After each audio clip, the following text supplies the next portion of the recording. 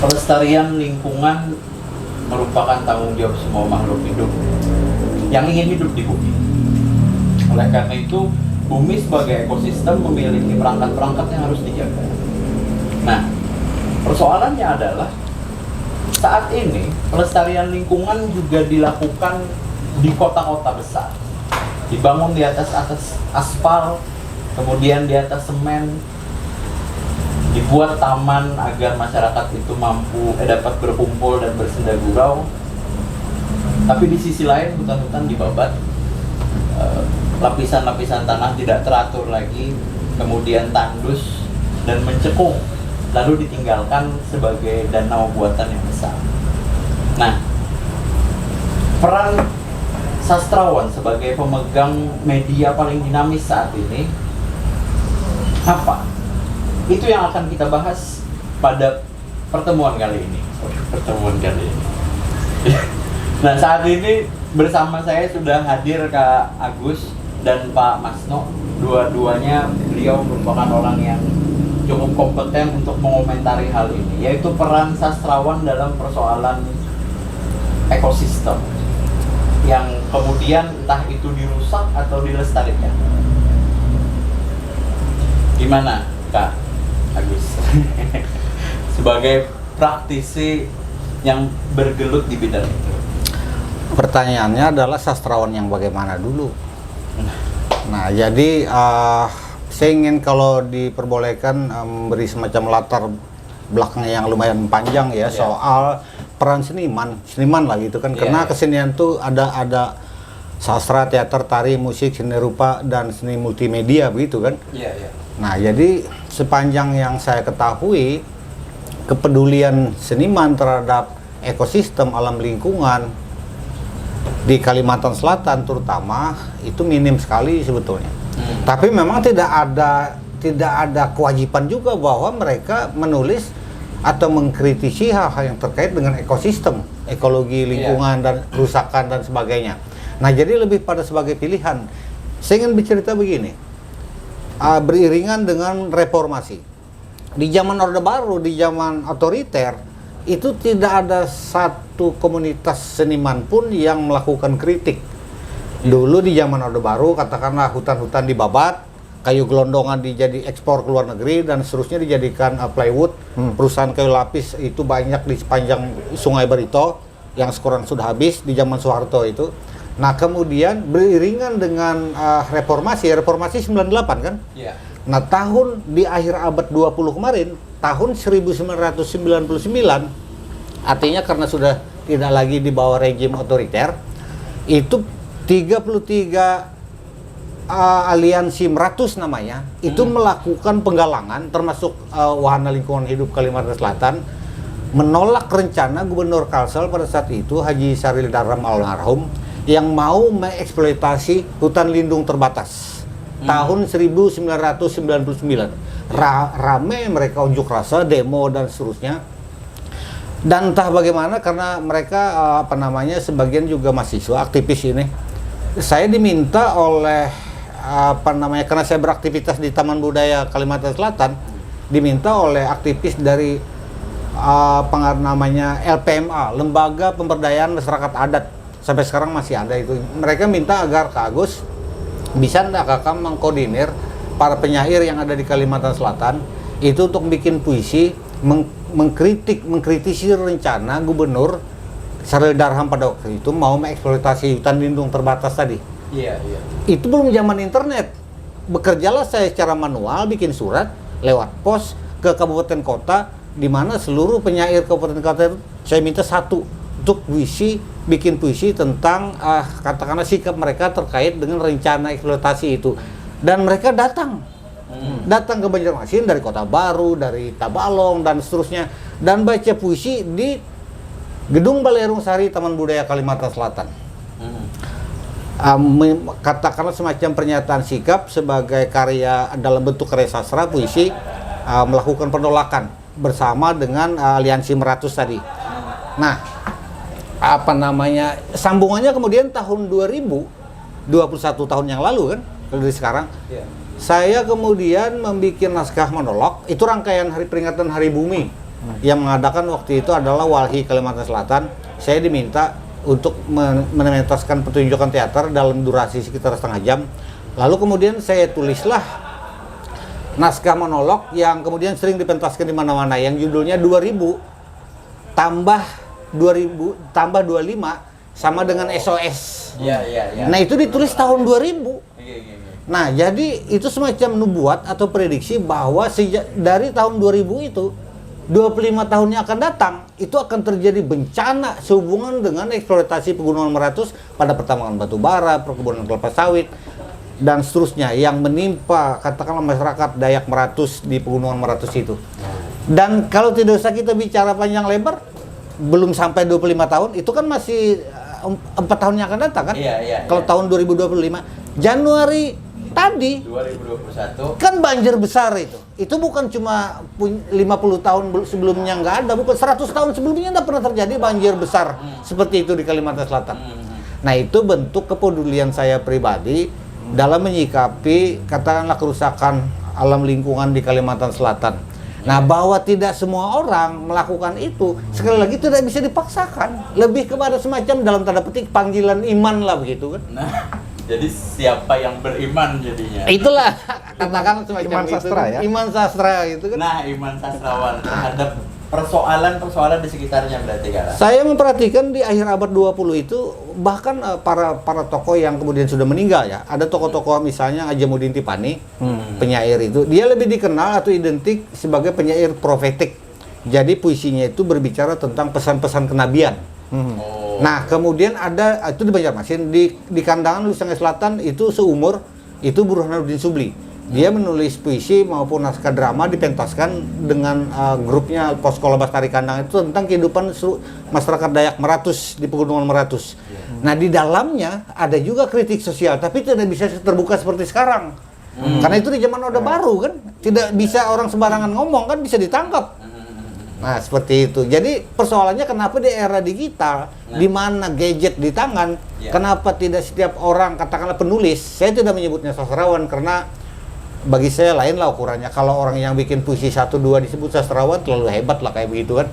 Jadi katakanlah yang penulis karya sastra gitu kan, apakah puisi, cerpen atau naskah drama. Saya perhatikan agak sedih juga bahwa siapa yang menulis tentang alam lingkungan kita yang nantinya anak cucu kita lah yang akan menanggung akibatnya dari kerusakan alam lingkungan itu. Nah, seperti itu. Tapi memang saya generasi yang sekarang ini, saya masih ingat Sandi Pirli, penulis novel itu, novelnya Rumah Debu. Itu mencerminkan sikap dia, protes dia terhadap waktu itu kan truk batu bara itu dari wilayah Hulu Sungai itu dibawa menggunakan jalan darat, jalan nasional. Nah, sehingga sepanjang jalan pinggir jalan Ayani arah Matupura itu kalau maghrib, kalau jelang senja, karena malam boleh kan angkutan itu jalan jadi tertutup padat dan debu batu bara itu berterbangan. Jadi saya melihat kalau penulis yang katakanlah generasi yang terkini, artinya usianya di bawah saya, Sandi Pirli. Yang lain mana? Walaupun saya bilang tadi itu enggak wajib kok. Iya. Jadi kalau diwajibkan enggak bisa juga. Begitu. Artinya kalau dapat disimpulkan dari pernyataan Kak Agus tadi bahwa setiap orang itu punya hak untuk mengkritik, ya kan? Tapi belum tentu digunakan haknya. Ya itu. Artinya kan secara sederhana orang-orang tuh sebenarnya mampu untuk kayak itu. Ya, persoalannya adalah dia peduli apa enggak? Nah, membahas tentang peduli atau tidak kan urusannya adalah urusan sosial kan Kak. Nah, kalau Pak Masno sendiri gimana Pak? Membahas tentang itu, kepedulian itu tadi. Kepedulian, tadi Bang Agus cukup konkret ya, menunjukkan kepedulian di satu sisi, meskipun secara tidak langsung juga ada semacam tuntutan moral bahwa banyak juga sastrawan atau penulis lah yang menurut Bang Agus kurang peduli atau memilih untuk tidak peduli. Saya mencoba melihatnya dari sisi yang lain. tadi saya tertarik pada istilah sastrawan sebagai mediator gitu, dinamis gitu ya? Iya, media paling dinamis. Media paling dinamis. Saya kira itu ada hubungannya tadi dengan pilihan-pilihan tadi, bahwa pada akhirnya sastrawan atau penulis sastra yang kita nikmati adalah pilihan-pilihan estetiknya dalam karya. Nah, salah satu pilihan estetiknya adalah tadi tema-tema lingkungan ya, kritik lingkungan atau sosial lah secara umum. Kalau kita bawa pada persoalan ekosastra atau sastra kritik atau yang terkait dengan itu, sebenarnya di dalamnya juga banyak lapisan-lapisan yang bisa dikategorikan sebagai ini karya sastra yang bernilai ekokritik begitu. Tapi meskipun demikian, tadi yang paling kelihatan adalah karya sastra yang secara vokal, bahkan secara verbal begitu ya, sangat konkret menunjukkan sikap moralnya. Nah, persoalannya karya sastra menurut saya sebagai karya estetik, dia memang memiliki semacam kamuflase atau teknik atau apapun untuk merubah gagasan-gagasan itu dalam format yang cair, yang barangkali susah untuk diinterpretasikan dan seterusnya. Yang ini menimbulkan gagal paham antara maksud gagasan seniman dengan apresiatornya. Itu persoalan-persoalan itu ya. Tapi kalau saya komentari juga pada tema-tema yang mungkin berbeda, tapi sebenarnya ada kaitannya. Misalnya tadi Ajamuddin Tifani ya, kita punya penyair itu almarhum yang dikenal sebagai penulis puisi atau penyair yang spesifik pada apa tadi istilahnya? Puisi profetik. Profetik ya. Dia penulis naskah dan sutradara teater juga. Nah, kalau kita lihat lapisan ekokritik, sebenarnya seluruh ekokritik, kalau saya harus meminjam kajian sastra ya, yang dari sana, dari barat, tapi bukan barat ya, barat agak ke utara. Maksudnya Viking lah. Konteksnya adalah perkembangan sastra di abad Renaissance. Dia selalu mengambil contoh bentuk sastra pastoral. Pastoral itu di Alexandria, sekarang Mesir ya. Itu bentuk mula dari yang kita sebut sekarang ekosastra. Sebenarnya kritik lingkungan itu selalu dibangun pada yang disebut tadi apokaliptik. Apa maksud apokaliptik? Adalah karya sastra yang mencoba semacam melarikan diri atau eskapis dari persoalan kota menuju pada desa, sebut saja begitu. Jadi semacam ingin disitulah nilai-nilai nostalgia, nilai-nilai idealisme, apalagi ya idealisme dan nostalgia terhadap masa lalu itu biasanya menjadi media untuk mewujudkan tadi pelarian terhadap masalah-masalah kota. Nah, kalau kita bawa persoalan wacana tadi kepada karya-karya tadi, saya melihat sebenarnya sastrawan atau penulis sastra inilah kaum-kaum kota. Sebagai kaum intelektual, kita sulit ya mencari seniman atau sastrawan yang benar-benar asli tumbuh dari realitas desa, sebut saja begitu. Jadi sebenarnya di situ problematis juga bahwa pada mulanya ekokritik itu adalah suara orang modern terhadap masyarakat yang ingin kembali pada romantisme kampung gitu, keindahan keaslian alam desa. Tapi di satu sisi mereka sendiri adalah produk dari nah di situ tadi hal-hal ideal itu ingin mereka cari pada alam. Nah, kalau dari pemikiran filsafat, pada mulanya sastra kan patokannya pada antroposentris, yang titik tolak moralnya adalah nilai-nilai humanisme universal manusia. Tapi kemudian itu mungkin semacam kebosanan atau ingin mencari poros yang lain, mereka ingin kembali kepada alam. Yang disebut ekosentris itu tadi. Nah, ini yang kemudian mengembang menjadi ekosastra. Jadi saya melihat intinya ya, sastrawan yang tadi disebut mediator dinamis Iya. sebenarnya agak sulit juga untuk kita kategorikan. Iya, iya. Ini yang sastrawan peduli, ini yang kurang peduli. Meskipun secara realitas konkret tadi kelihatan mana yang baca puisi di gedung mana. Tapi saya melihat yang lain bahwa persoalan sastra adalah persoalan teks. Jadi saya fokusnya ke situ sebenarnya. Mhm. Gimana Bang Agus? Nah, Kalau saya sih tadi sebetulnya dari secara pribadi itu kalau memandang dari segi kesejarahan ya, katakanlah seniman, budayawan itu produk abad 20, kita hidup di abad 21 kan. Ya. Jadi mereka yang hidup di era manual dengan digital ini jauh.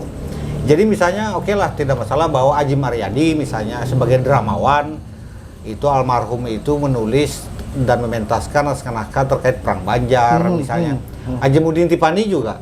Nah, beberapa yang pernah saya mainkan naskah di bawah sutradara Adjemudin Tipani itu terkait perang Banjar atau tentang Abdul Hamid Abulung karena apa namanya Kalimantan Selatan dianggap masyarakat religius kan, banyak tokoh agama dan seterusnya. Tapi saya sedihnya itu begitu. Di Banjarmasin ini sekarang karena apa namanya yang masih hidup tinggal beberapa yang boleh dikata penyair lah. Orang kenal Banjarmasin itu ada Tajuddin Nurgani. Ini masih hidup lah ya. Kemudian ada Tarman Effendi Tarsat yang mengajar di Politeknik Negeri Banjarmasin. Nah, mereka lebih tua dari saya. Termasuk Miki Hidayat lah. Iya, Miki Hidayat juga. Tapi yang saya sedih itu, tapi sekali lagi karena faktor ini masih komitmen saja saya kira. Kalau Miki Hidayat ada juga nulis puisi-puisi protes. Tapi lebih banyak protes sosial. oh. Ada juga terkait dengan lingkungan hidup, misalnya terkait dengan Sepp Meratus yang sempat viral digaungkan, tapi tidak banyak. Karena sekali lagi kembali kepada itu tadi, karena tidak ada tuntutan kok, bukan Iya. wajib kok. Nah persoalannya itu, nah saya sedihnya itu adalah, mungkin saya terlalu banyak berharap ya. Persoalannya begini, Mungkin. di mana gadget di tangan, Nah, apakah teknologi digunakan cuma buat selfie? iya. Buat narsis, ya itu hak mereka juga kan. Iya, betul. Lalu mereka itu hidup di mana? Maksud saya gitu loh. Iya. Sedang kita tahu bahwa menurut Joe Biden pada saat dia menyebut 10 tahun yang akan datang Jakarta tenggelam karena es di kutub utara itu mencair, permukaan air laut naik. Iya. Banjarmasin ini termasuk dari kota-kota pesisir yang 50 tahun yang akan datang itu akan tenggelam karena di bawah permukaan laut. Kota Baru seperti itu kan. Nah, apa namanya sementara hutan habis. Provinsi Kalimantan Selatan ini provinsi paling kecil di Pulau Kalimantan, tapi penduduknya paling padat 4 juta sekian begitu kan. Nah, jadi 50% lebih daerah Kalimantan Selatan ini sudah dikuasai oleh korporasi pertambangan dan perkebunan kelapa sawit. Bagaimana kita hidup? Nah, tadi memang di awal ada Abai menyebutkan bahwa pemerintah kota tuh, bahkan pemerintah kota Banjarmasin loh masih belum memenuhi katakanlah kehendak undang-undang bahwa harus ada ruang terbuka hijau di tiap kabupaten kota di Indonesia minimal 20%. Banjarmasin juga masih belum terpenuhi. Iya.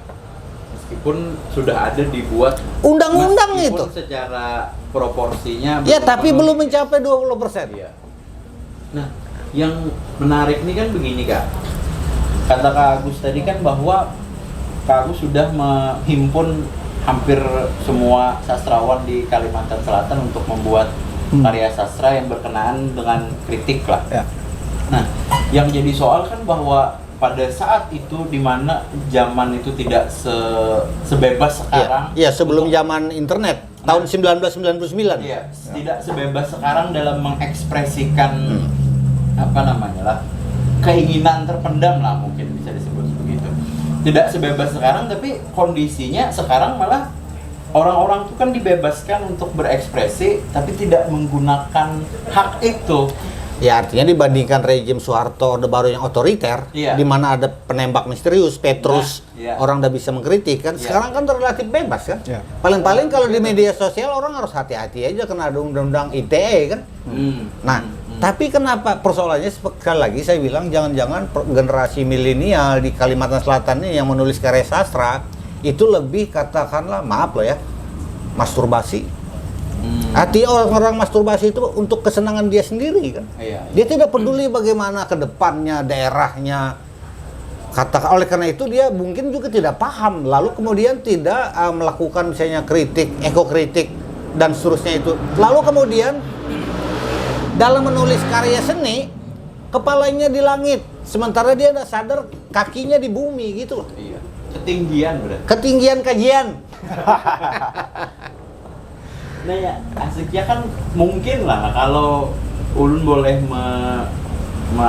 menyimpulkan bahwa hal itu tidak dipancing atau tidak dilatih, tidak dipicu oleh misalnya katakanlah pendidikan kita sekarang tidak membawa orang-orang untuk peduli pada persoalan lingkungan.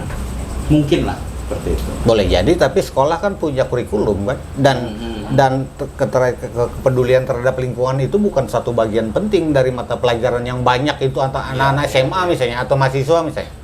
Jadi sekali lagi kembali ke awal tadi sambil guyon, itu lebih karena panggilan keimanan aja sebetulnya. Jadi artinya banyak orang kafir sekarang. Adalah persoalan sastra tapi. Iya, praktisi kesenian umumnya, sastra, teater, tari, musik, seni secara rupa. keseluruhan berarti. Mana yang mengeksplor soal kepedulian terhadap lingkungan? Saya tanya. Dibandingkan dengan zaman era manual yang saya bilang saya menyurati lewat kantor pos kepada para penyair di tiap kabupaten kota, datang mereka dengan biaya sendiri. Tahun 1999 itu di Gedung Balai Sari Taman Budaya. Apalagi harusnya di saat sekarang nih Kan bisa video kan? sudah mudah benar lah intinya. Nah, tapi persoalannya anak muda lebih suka TikTok kan ketimbang misalnya yang serius. Itu godaan setan yang terkutuk itu yang susah dihindari itu. Tapi kalau ya memang iya. memang dua hal ya yang bisa dipisahkan meskipun harusnya terkait ya antara Siogianya. wadah dengan isi tadi ya. Pada akhirnya tadi yang dikeluhkan kalau saya menangkap sama Bang Agus kan, kenapa isinya kok diisi barang yang lain bukan barang yang ini? Sementara sekarang teknologi informasi pengetahuan sudah sangat melimpah untuk membuat penulis itu canggih sedemikian rupa, melebihi generasi Bang Agus mungkin. Iya. Tapi isinya kok begitu. Ecek-ecek. Nah, ini kemudian nanti akan menjadi persoalan interpretasi, penafsiran, persoalan isi kan? Ini kan persoalan gagasan maknanya. Barangkali juga bisa begini.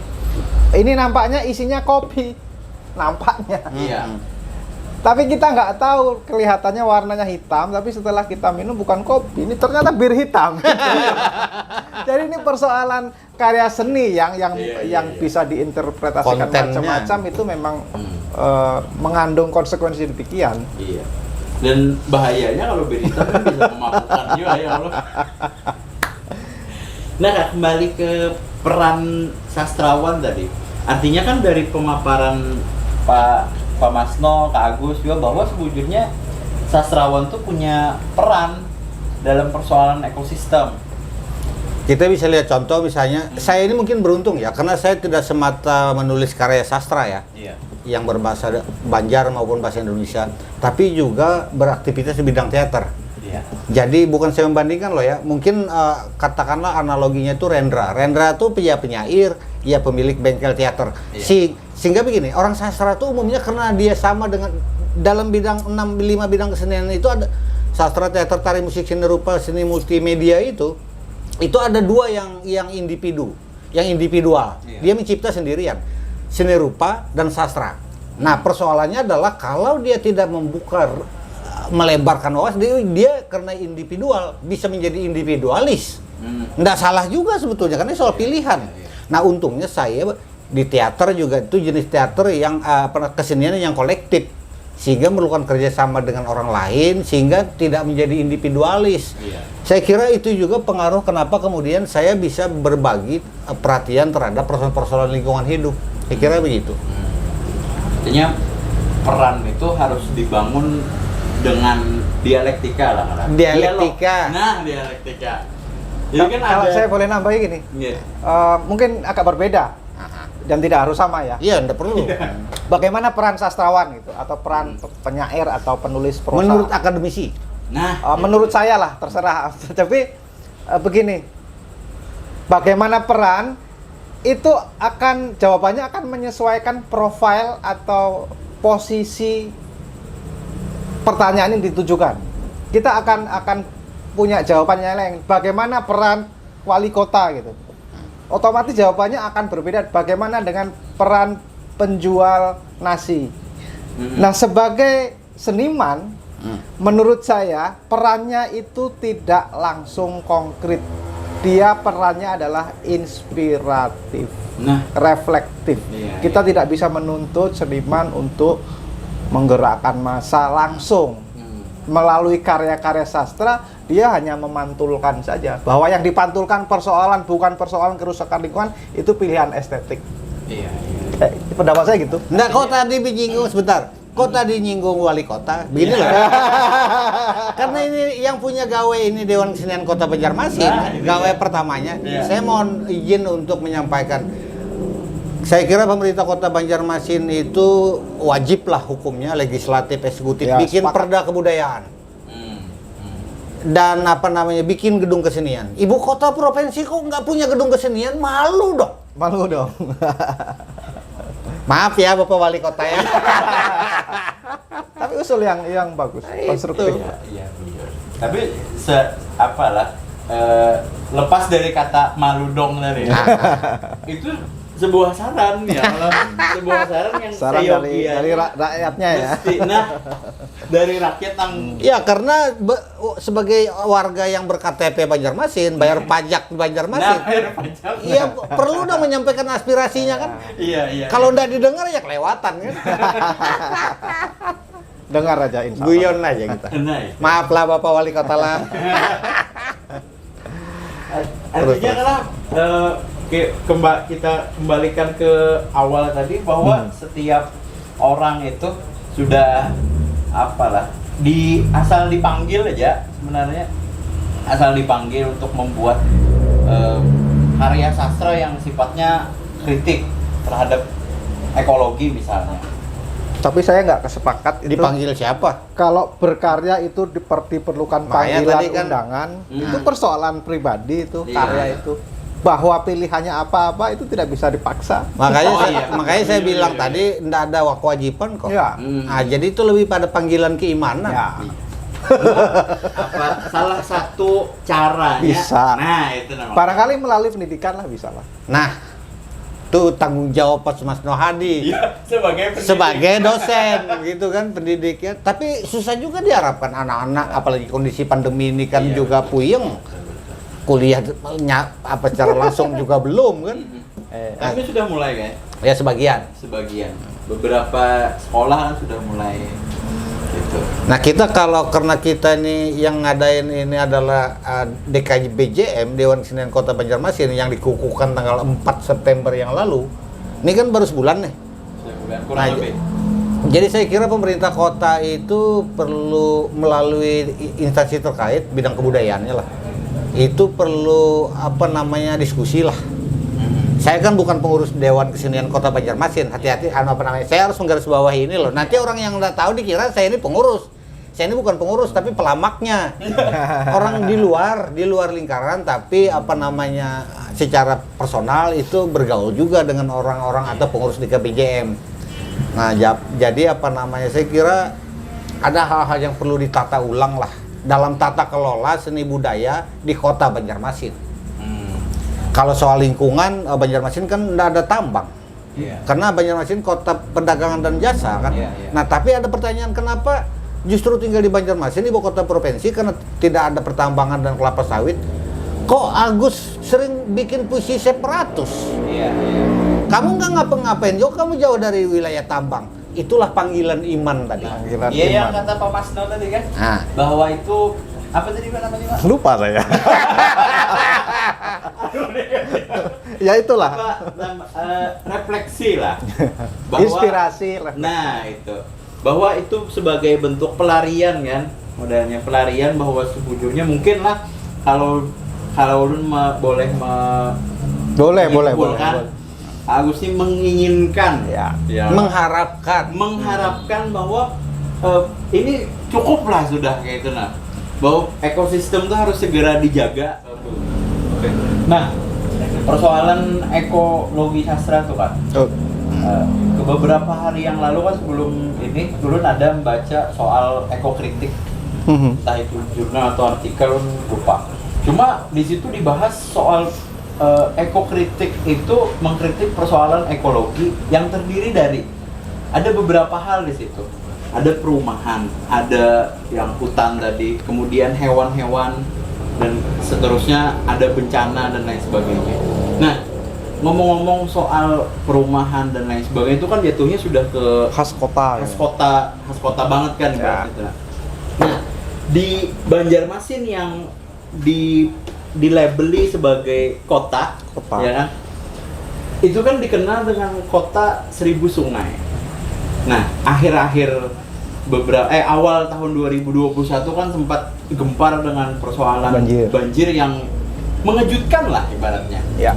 Bahkan kayak di rumah Urun di klien tuh yang sebelumnya bukan jarang banjir, kada pernah banjir Belum pernah sebelumnya. banjir. Tiba-tiba banjir dan lumayan sekitar setengah kaki lah. Ada apa nih? Nah, ada apa persoalannya dari situ? Nah, menurut Pak Masno, Menurut Pak itu Masno, gimana, Pak? betul bahwa ekokritik sastra lingkungan itu tidak melulu persoalan lingkungan alam fisik ya, Iya, yang sebagaimana ada di hutan pedesaan dan lain hutan. sebagainya. Iya. Perspektifnya oke, memang ingin kembali kepada naturalisme atau nostalgia terhadap keselarasan harmonis alam semesta gitu. Tapi Nah, materi itu harus dibawa pada konteks aktual.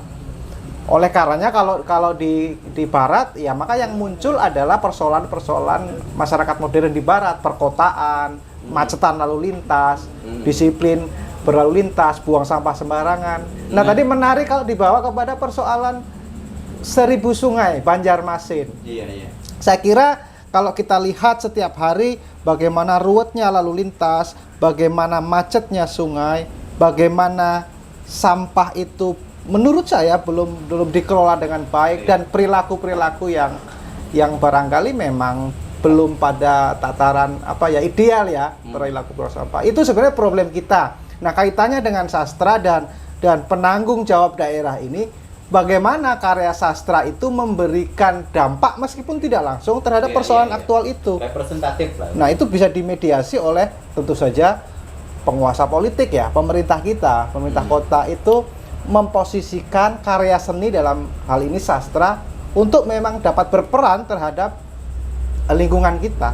Dan itu sangat mungkin seperti yang dilakukan Bang Agus 20-an tahun yang lalu. Saya kira begitu. Artinya pemerintah pada saat ini sebenarnya mampu untuk menjadikan karya sastra sebagai objek yang menginspirasi. Semestinya begitu. Semestinya begitu. Jadi begini, Nah, ya. di zaman sebelum reformasi, di zaman Orde Baru, itu justru wali kotanya bukan putra daerah. Zaman wali kota HM Effendi Ritonga, karena waktu itu wali kota, bupati, gubernur ditunjuk langsung oleh pemerintah pusat. Itu setiap tahun, tiap peringatan hari jadi kota Banjarmasin diadakan melalui Himpunan Sastrawan Indonesia yang dipimpin oleh almarhum Hijaz Yamani. Itu lomba cipta puisi. Iya, dalam rangkaian terkait dengan hari jadi kota Banjarmasin. Kemudian puisi pemenang itu dijadikan materi lomba baca puisi untuk pelajar SMP dan SMA. Nah, itu sekarang di zaman reformasi, kenapa itu dilakukan? Sastra itu nggak perlu banyak keluar duit kok. Jadi ada kan lomba yang menyiapkan materinya dulu, dipilih misalnya 10 puisi terbaik non peringkat, dengan tema ditentukan, misalnya terkait dengan kebersihan. Nah, kalau saya lihat di era reformasi ini tidak ada lagi kok dikerjakan. Itu sempat zaman wali kota Yudi Wahyuni. Karena saya kenal dengan pejabat di bidang kebudayaan disebut Parpora waktu itu ya. Jadi saya sarankan dan bisa, tapi cuma sekali.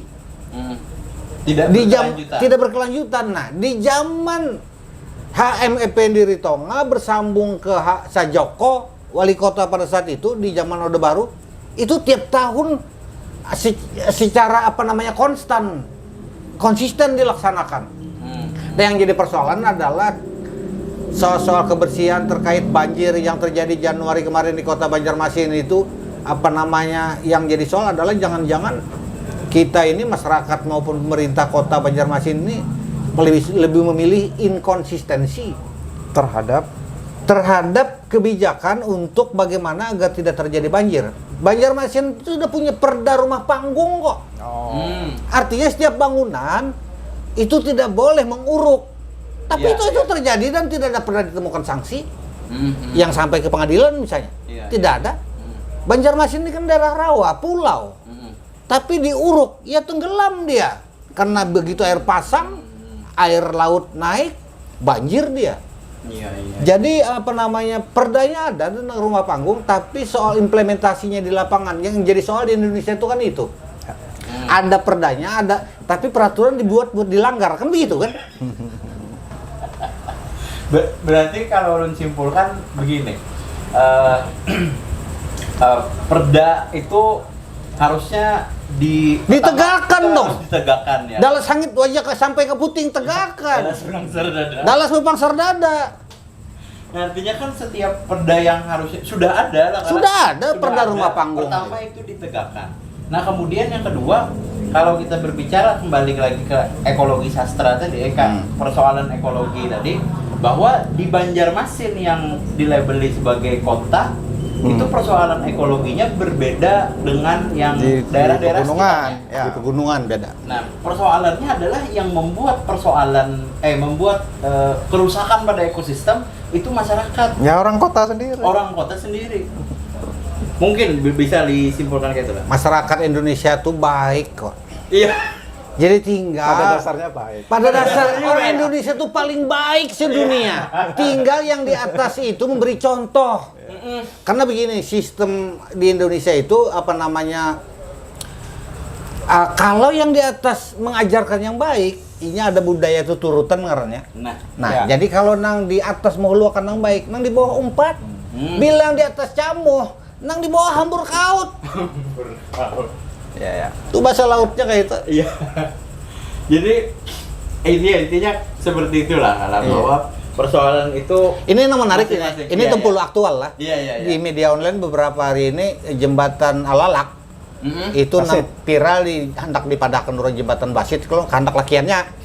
Terus mainnya jembatan Alalak karena di atas sungai Alalak gitu nah. Jadi pengarannya kayak jembatan Rumpiang di Batola kan, jembatan Barito karena jembatan di atas sungai Barito kan. Nah kalau jembatan Basit itu anggap hoak aja lah kan. Kehendak lakiannya, biniannya belum tentu hendak gitu kan. Jembatan Alalak itu begitu dibebaskan, bahambur ratik. Jadi aku mau posting di akun Facebookku kan. Di akun Facebookku, jakuna bahambur ratik tuh warik. Jadi kayak ada peribahasa Banjar. Kayak warik tajun ke kacang. Warik itu kalau tajun ke kacang dihamburnya. Itu kultur. Itu ungkapan bahasa Banjar. Akhirnya itu bisa diangkat sebagai persoalan perusakan ekosistem juga ya dong Kak? Ya secara tradisional tadi sudah diangkat melalui peribahasa tadi. Dan sebujurnya lah nih kalau kita pakai bahasa kampung aja lah kan. Orang Banjar itu kada katuju beraratik, bahambur ratik. Di rumah adat Banjar Bahari, nang tinggi, nang rumah tinggi, itu ada luang. Biasanya kalau sampah-sampah basah, daun bekas bungkus pais misalnya, itu dibuang di luang itu. Nah, ini kan sampah plastik, gadur segala macam, tilam dibuang di sungai kan. Hantukin mati munnya kayak itu kan. Dibuangi tilam hantu kalau. Jadi kemudian kalau di sungai itu, nah makanya kan pemerintah kota ini lagi beberasi sungai nih. Istilah dipakainya aku harus setuju, malingai. Malingai itu kalau di darat, misalnya Batatabas, Padang Sabat tuh nah, itu malingai. Kalau di sungai kan jangan digunakan kata malingai. Maaf lah nang memakai kata malingai. Karena lingai itu kan kalau dipakai di sungai, sebujurnya istilah dia babarasih itu bisa di darat maupun di sungai. Iya, lebih tepat lah. Malingai itu di darat. Padang Sabat, Padang Tagah. Tertarik orientasi sungai dan darat ini. Karena ini sebenarnya persoalannya panjang. Kultural. Kultural. Persoalan kebudayaan gitu ya. Ketika secara kebudayaan itu kita adalah masyarakat yang berbasis air, sungai dengan turunannya tadi, Itu mempengaruhi perilaku mengelola sampah bagaimana, bertransportasi bagaimana, berkomunikasi bagaimana. Lalu kemudian tiba-tiba modernisasi mendesak mereka untuk berbeton ria, untuk berplastik ria, itu menimbulkan kegoncangan budaya. Iya. Culture shock. Nah, Culture. begitu kata Alvin Toffler gitu, kira-kira begitu. Culture shock. Makanya persoalan berat itu harus didukung sama-sama lah. Saya cuma ingin membayangkan selain ekosastra juga kita harus menciptakan ekosistem sosial ya yang untuk mewadahi sastra itu secara ideal. Barangkali dari usul-usul tadi misalnya pemerintah bisa membuat aktivitas kegiatan sastra misalnya, tapi lebih dari itu dia harus menciptakan ekosistem. Iya. Pertunjukan kekaryaan itu adalah bagian kecil dari ekosistem. Yang lebih penting menurut saya pemerintah mampu kok memfasilitasi bagaimana karya sastra itu dapat diakses dengan baik oleh masyarakat sastra. Masalahnya mau ndak? Kan gitu. Nah, itu dia. kita sastrawannya banyak, potensial. Ini banyak ibu sekali. kota provinsi kok. Kalau di Indonesia Jakarta loh. Nah. Banjarmasinnya Ya kita sama-sama membangun, Pak. umurnya hampir 5 abad loh. Bukan anak kemarin sore. Iya. Ya. Ratusan tahun. Hampir 5 abad. Iya. Artinya persoalan yang berat harus ditangani Sama-sama. oleh ketegasan yang berat juga mungkin. Yang jadi soal, kadang masalah itu kacau karena persoalan itu tidak ditangani oleh ahlinya. Nah, itu bikin persoalan baru. Nah, akhirnya kan bila sudah sampai di situ bahwa peran sastrawan di persoalan ekosistem itu sebenarnya ada. Semacam kayak Cuma dianggap ada atau enggak itu aja kan. nah itu semacam hak untuk memilih. Jadi ada yang memilih, ada yang golput.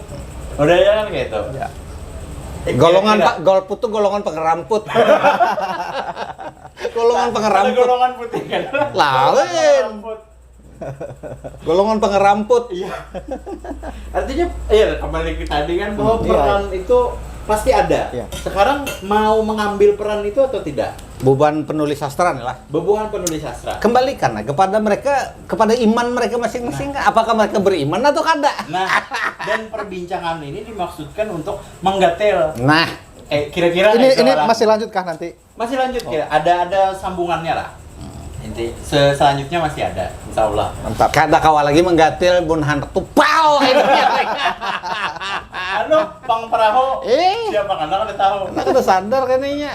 Jadi bertegas. Betegas intinya. Nang kedua, tadi kan yang pertama, nang kedua bahwa pemerintah semestinya ini sarannya jalan lah. Sarannya ngarannya saran. Aspirasi. Anak digawe. Oh ya lo, ada digawe kenapa apa? Karena gatil pulang. Bahwa pemerintah itu mesti menjadikan sastrawan itu atau karya sastranya sebagai objek inspirasi.